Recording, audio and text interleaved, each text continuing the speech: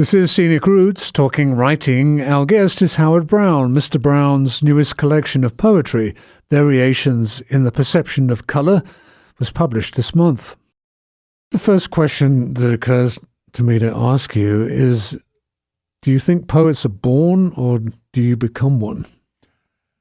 Well, I started off trying to write fiction, and people kept telling me, you're not getting anywhere with that. You're a poet. You're a poet. So maybe I was born one. I don't know. But I became one, you know. What do you think they meant by that? I think they thought my poetry worked better than my fiction did, that it was more readable, that it was more accessible, that the fiction was a little obscure. And, you know, kind of hurt my feelings, but I think they pushed me in the right direction. I really enjoy reading good poetry, and you know, I make my living listening to people's songs. At least that's a lot of what I do. And so that's always been something of a, it comes up in conversations a lot with songwriters, the difference between a songwriter and a poet. Right. You know. And it's always dangerous for me to do this. I was talking to my wife about poetry and about a poet I thought was quite good, a local guy. And she's usually pretty dismissive of my opinions of poetry. And she didn't think much of his poetry. And I said, well, I think maybe the problem is that I have almost always been introduced to his poems with him reading them, and he doesn't really read them. He speaks them, if that's the term, you know, and they work that way, much like a song lyric, but on the page they're a bit flat. Right. You know. Right. But I'm not sure if that it comes any closer to answering the question as what's the difference between a lyric and a poem. I don't know that I could answer that. I really don't. Poems to me are almost like you're sitting down having a conversation with somebody and you're telling them a story. And it's the poems that seem to work, other people's poems that seem to work to me are the ones that are not too obscure, that I can read it and I get it, you know, because I read a lot of poetry, and a lot of the poetry I see in the slicks, like say the New Yorker, I end up scratching my head at the end of it. What the heck is he talking about, you know? So for me, good poetry is poetry that's easily understandable and you get the point across to the person rather than just leaving them with an enigma. And yet there's a big difference between writing a story and writing a poem, right? Absolutely, yeah. And what do you think the difference is? Well, a poem says it in a whole lot less words. It says it rather economically, whereas a story, 1,000-word kind of minimum, unless you're just doing flash fiction, you know. So you don't have one word more than you actually need to get your point across in a poem. Okay, so to pick up on what I'm getting, at least from what you're saying, is that you are at heart a storyteller. Yeah, that's it. When you come to write the poem, do you consciously distill that story into images, into a few well-chosen phrases? Yeah, yes, I would say so. I was trying to pick up on a good example. Can I read you one? Please. Okay. Let me read you one from page 1. And it's a little longer poem, but it's not very, it's a page and a half. It's called Pariah. And this is a story I was trying to tell about a kid that I grew up with, whose dad had murdered his mother. And the dad ended up in the insane asylum. The kid, who was my age, was raised by his uncle. And they lived out in the country right next to a river. And the kid was just friendless. And let me just read you this poem. I think it gets across the point. He had a pale and pallid look, and it wasn't just his fair complexion, corn silk hair, or the faded jeans and threadbare shirts in which he faced the world each day. No, there was a washed-out quality to his very soul. Raised on a hardscrabble farm just north of the Tallahatchie, a turgid stream that meandered across the edge of 2 Mile Bottom like a coiling king snake until the government came along and made it straight as a laser beam. He spent an entire summer entranced by the great churning drag lines as they clawed their way down the length of the bottom, metallic jaws scooping up endless buckets of silt and sand, dumping them to either side so that, in the end, the stream was nothing more than a long, sterile ditch.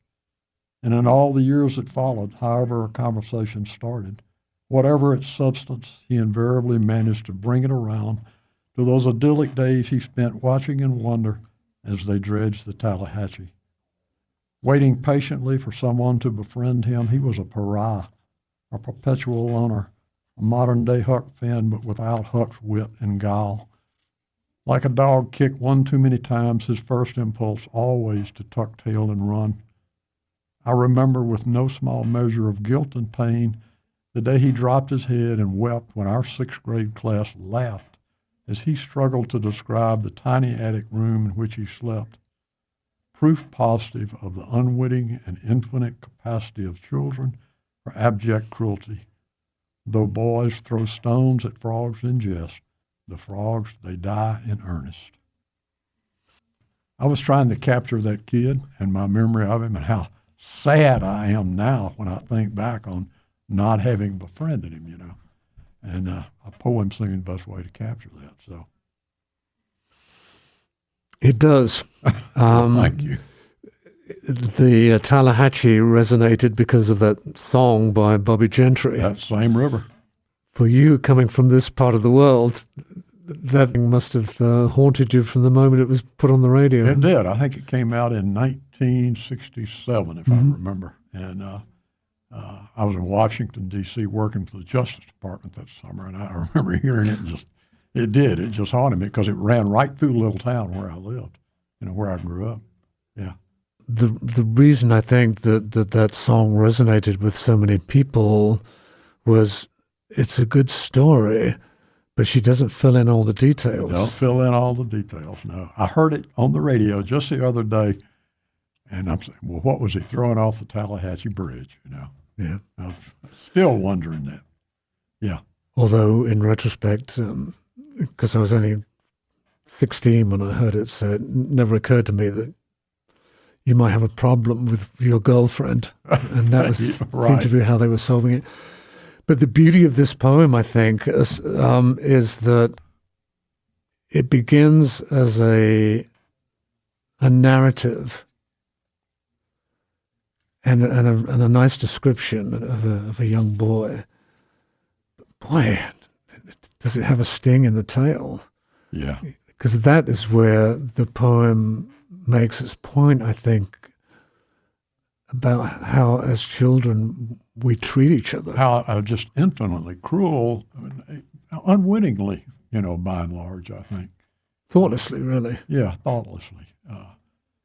If he just had one friend, how much it would have meant to him, but nobody would befriend him.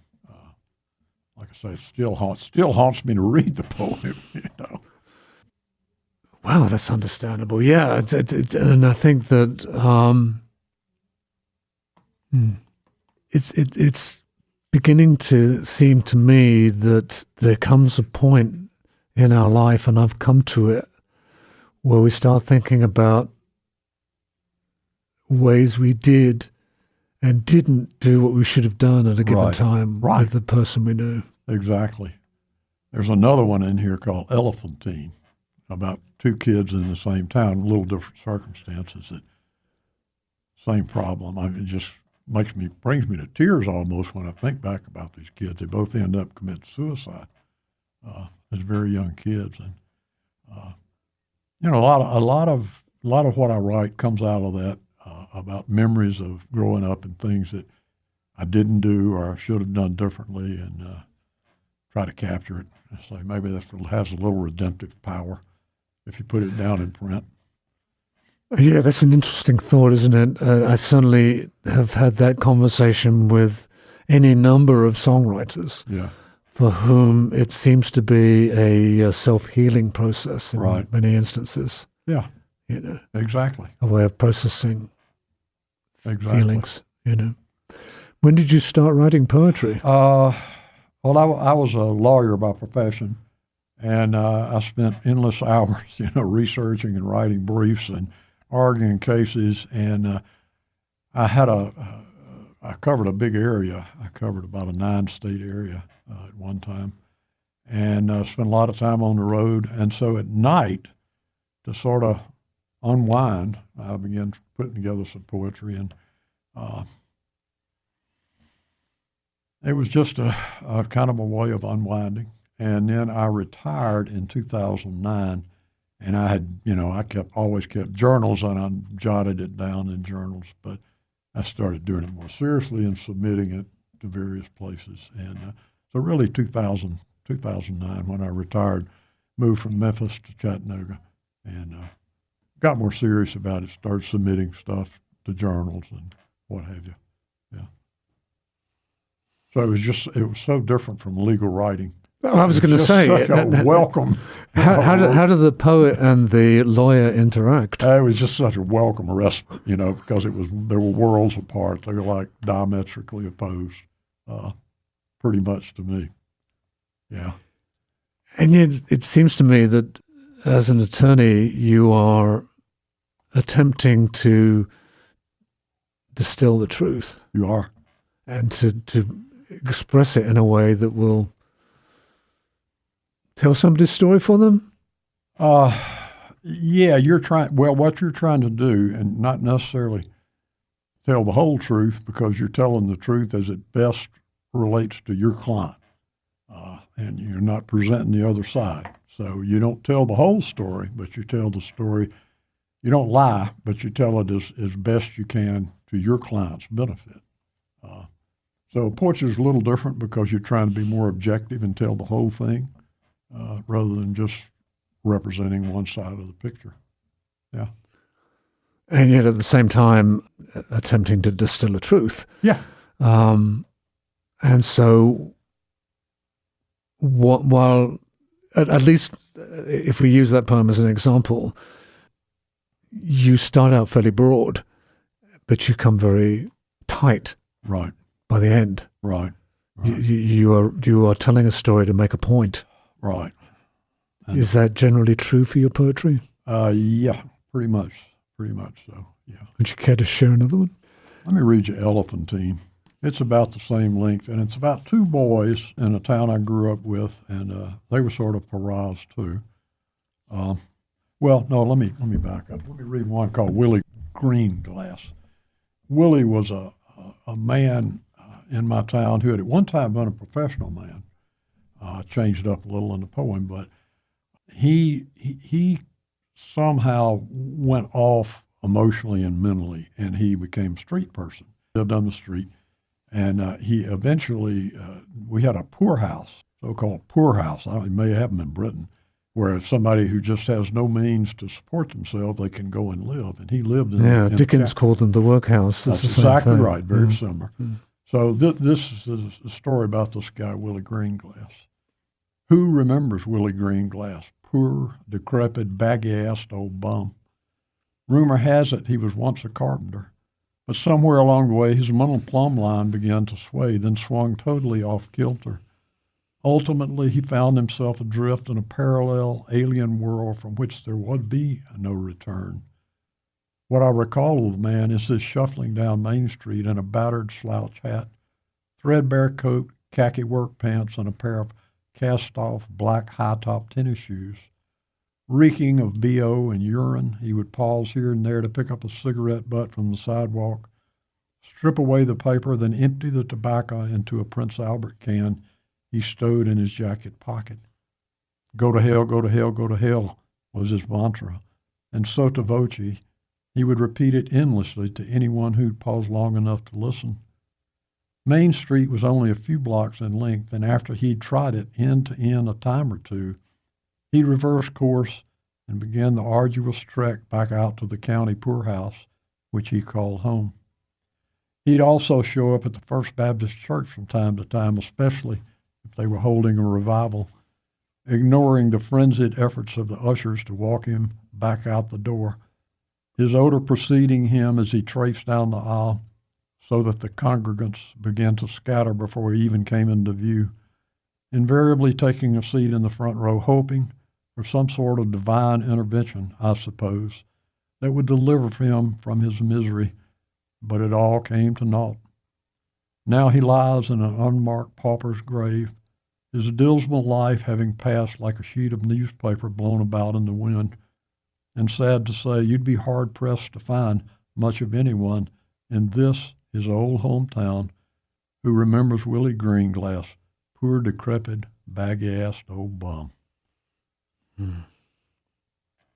So that's somebody I didn't really know. I just saw, time to time on the street, and always wondered about and wondered how he got to where he was, and how he just was lost, and where he was buried, never knew.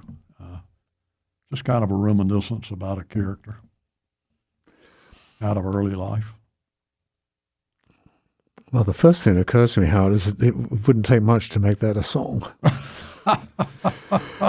They're almost lyric lines within the poem. Yeah. The first thing that struck me when you started reading this poem was that you saw him. I think many people look straight through them. I do. They don't see those people on the street. I was driving in the other day, and there's a man, I think it was a man, huddled in the doorway of the church up there on Macaulay, fast asleep. Yeah. I see them all the time coming down Broad Street. Saw a couple when I was driving in this afternoon, I don't know. I've always had a sort of special feel for those people, wondering how they got to where they are and if there's any way you could save them, if there's any kind of redemption for them, Yeah, that's something that we have talked about a lot and wrestled with. And I guess what I've come down to as a way to talk about the situation is to talk about individuals and make it clear that each one of these is a person with a life, with an identity, and we have this tendency to see them as, quote, homeless, and then they will become of a piece. Exactly. But from the conversations we've had just over the past few months, and I know you know this, they're just as different as chalk and cheese one to another. They are. They are. They have some commonalities. It's like this poor man, they're just struggling to... And, with what? Who knows what it is they're struggling with in a lot of cases. And, in present day, a lot of them suffer from some form of mental illness or drug addiction or alcoholism, but all of them, that doesn't capture all of them. But for fortune, you and I might be right out there in their place. Yeah, my wife hates that. But because I said that, and she said, "Well, that's such a cliche." I said, "Yeah, but it's true. True. Yeah, that's why it's a cliche." Yeah. You can think back to many things in your life. If one thing had been different, everything that followed would have been different. This is true. I think about, and I've told my wife this many times. I said, if one of my fraternity brothers' roommate had not had an appendicitis our freshman year in college, we wouldn't be married and we wouldn't have the child we have. It turned out I was at college, had a fraternity brother. His roommate had an appendicitis, and the guy said, well, he's gone for the year. Why don't you move in with me? I moved in with him. He got me a job waiting tables at a sorority house. That's where I met my wife. Never would have met her otherwise. Never would have had the family. So that one thing changed everything in my whole life, And I mean, all of us can find those points, just very small things that everything else turns on. This is Scenic Roots Talking Writing. Our guest, Howard Brown, before he retired, was an attorney. I just keep looking for the commonality, because it seems to me there is one between your work as an attorney and your work as a poet. I'm not sure exactly what it is, but I keep coming back to that you seem to be distilling information. Well, you are, and memory is a large part of it, and just capturing things, and be able to put it down on paper, and that's a lot of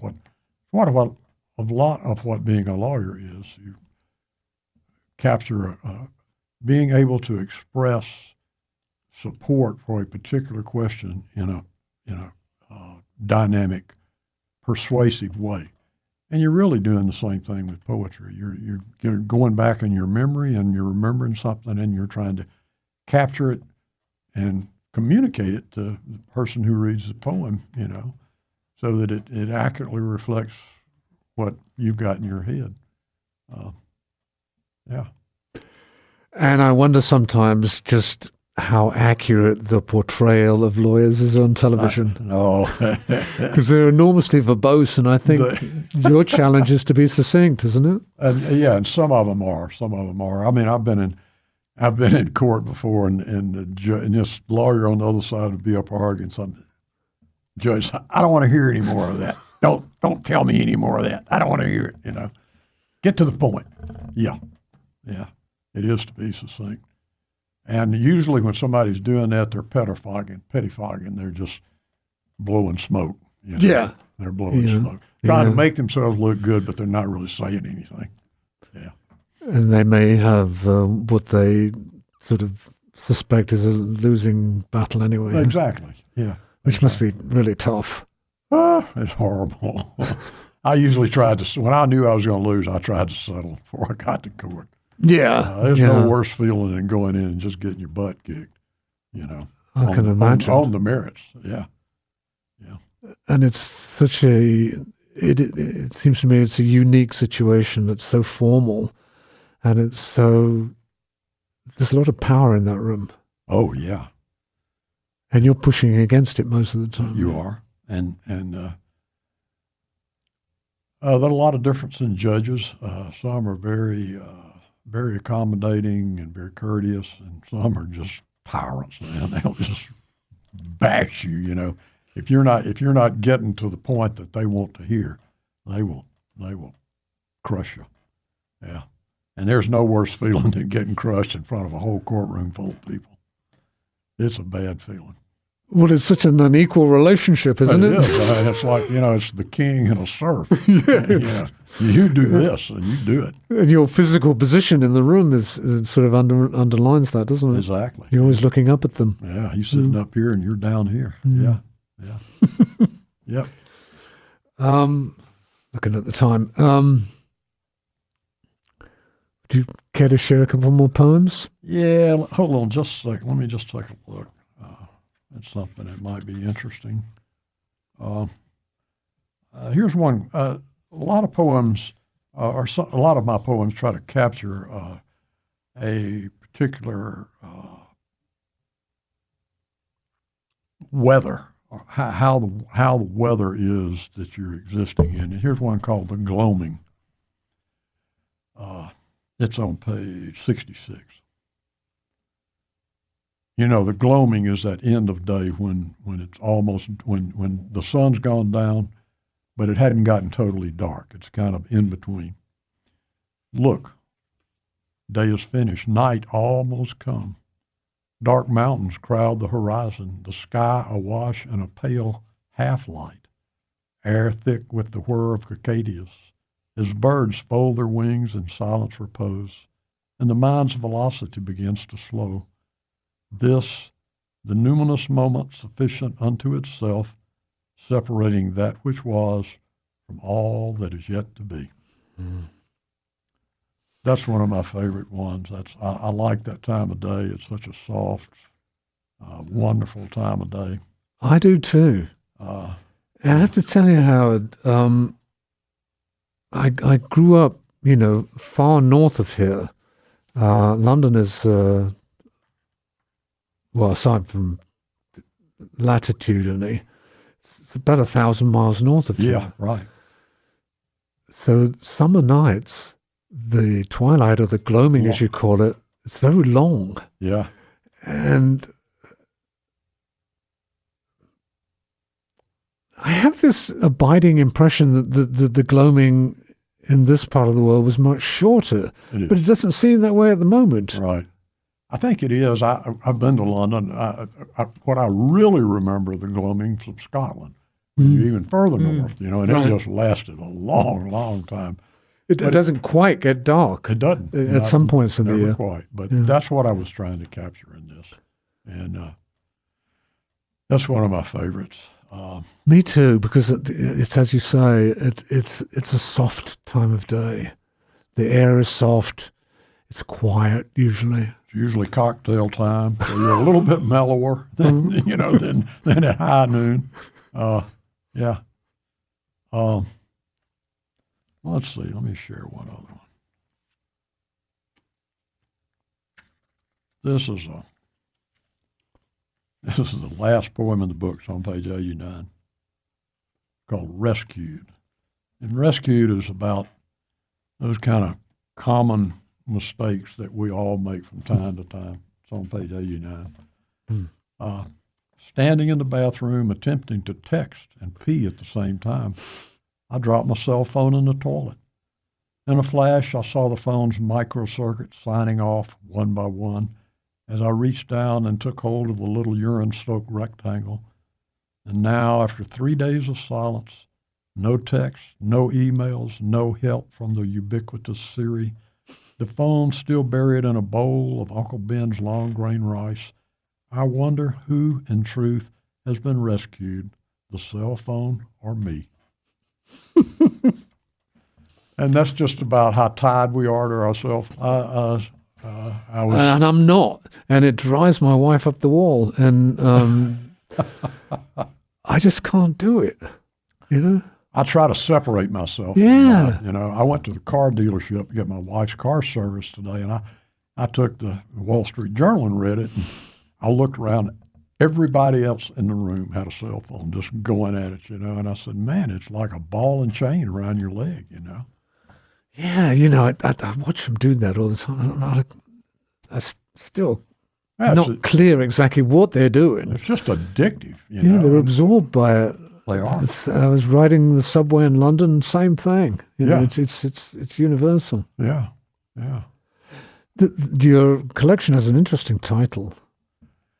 Yeah, and that's the title of one of the poems, and it was a call for poems by an Australian publisher, and he wanted some poem that involved the color blue, and so I wrote this poem about called Variations in the Perception of Color and how color can be generated not intellectually, but let me read it real quick. Please do. I think it'll speak for itself. Let me find it here.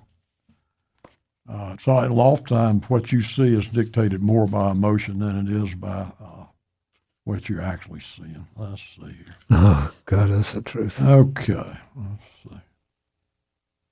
Variations in here it is, 32. I had a fun time writing this. Variations in the perception of color. One's perception of color depends on the precise wavelength of light, calibrated in nanometers, to which the eye is exposed. Of course, exactly what a nanometer may be is yet another question, one that in my 8th decade I no longer care to master. But I do know that once seen, a color can be conjured by the mind without the benefit of any light whatsoever. And in this alternative netherworld, it's emotion, not nanometers, by which things are measured. Thus, when I lie in bed at 3 a.m. and reflect on some of the more grievous errors I've made in life, it's blue I see, not as something the eye registers, but a phenomenon that floods my neural pathways, a synesthetic connection, or so I'm told. It's not the bright crystalline blue of the daytime sky, Now, the somewhat softer blue you associate with a newborn baby boy. No, this is a darker blue, more closely akin to an overripe plum, reflecting detachment, dejection, and a profound sense of sadness. So remember, the color that the eye beholds is not necessarily the one that may fill the heart. That's where the title comes from, that poem. Our guest, Howard Brown's latest collection, is titled Variations in the Perception of Color. It's now available. This is Scenic Roots Talking Writing on listener-supported public radio in Chattanooga.